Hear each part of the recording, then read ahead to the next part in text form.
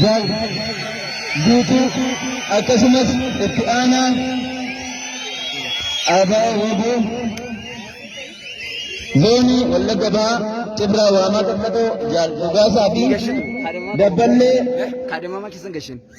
Waboo zoonii Wallagga Bahaa Cibraa Waamaa Qaqqatoo Jaal Fiiqii akkasumas Jaal Fandishee fi Jaal Olseeraa jaala keenya qaqqaaliin gara kanatti dhufanii sagantaa dungoo qabsiisuu fi daabboo muruu nuuf geggeessuu jechuudha. Inni jalqabaa daabboo kan mura yommuu ta'u Jaal Fiiqii, Jaal Fandishee fi Jaal Olseeraan immoo gara kanatti siqanii waan kana nuuf qabsiisuu jechuudha. Jaal Dhugaasaa fi Jaal guutuu daabboo harka lamaan qabatanii nuuf muru. Jalqaba sagantaa daabboo muruuti. Inni jalqabaa sagantaa daabboo muruuti.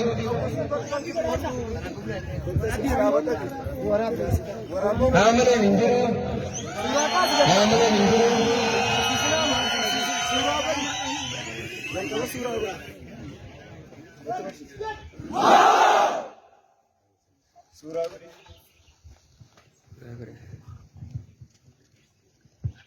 Ayyee amma kallattumaanii tokkummaa keenya kan agarsiisu harka lamaan daabboo tokko muruudhaan tokkummaa keenya argisiisu isinitti agarsiisaa jiru. Haamilee hin jiru. Haamileen hin jiru. Kunoo ilaala akka kanatti yeroo isaan muran haamileen hin jiru. Haamilee Abaa Waboo zoonii Wallagga Bahaa Cibraa Waamaa Qaqqatoon yeroo ammaa kana sagantaa daabboo muruudha jiru. Jaallan qaqqaaliin Jaal Fandishee fi Jaal Olseeraa akkasumas Jaal Fiiqiin immoo sagantaa dungoo qabsiisu yeroo isaan qabsiisan kan namatti tolu. Haamilee kun dabaltanii kenna. Jaallan keenya yeroo isaan tokkummaa isaanii agarsiisanidha. Guddaa galatoomaa isin jaallanna isin kabanna nu jiraadha.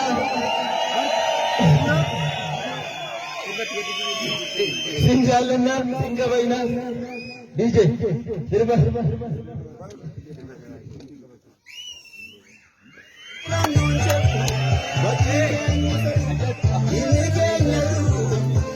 Poin dia ni jadi. Jaal bimbing mu asuman sirba. Amajji itu. Itu ni jangan kumati muka. Itu baloni kali muka. Ada kayang kalau lagi asuk di bawah lagi. Bela kamu bikin balu. Ayo jalan mereka ni bangga. Oh sama kenya ni bangga. Di sana orang mau apa nak terus.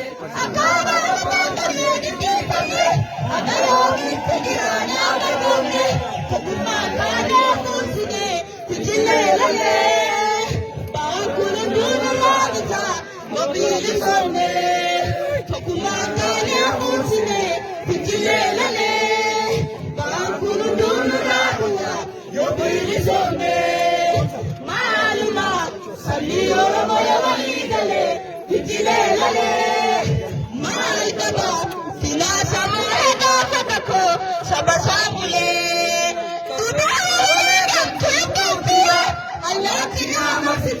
fagira, dudea wareegan tulubbuun kiyya.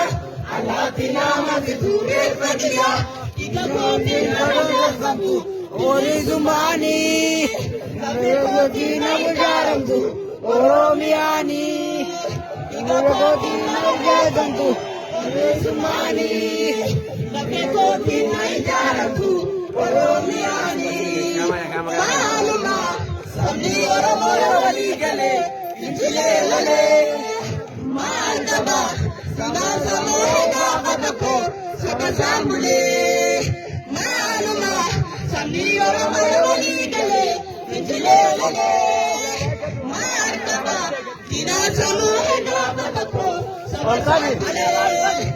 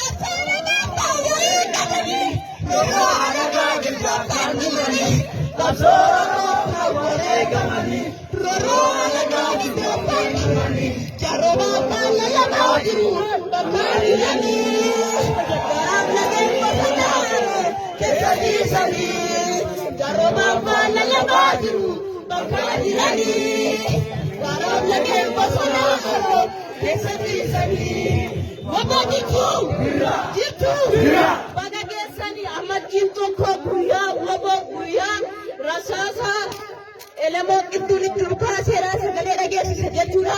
Walumaa galatti injifannoon kun kan yaadannoo waraana bilisummaa Oromooti. Baga geessan baga geenye nuuf jiraata isin jaalladha. Ayyee jaallan qophaa'anii akka kanatti akka inni bohaarru akka nu taphannu nu taasisan warra nurraa wareegamantu lubbuu isaanii lafa kana akka nu dhaabannee sirna nu taasise.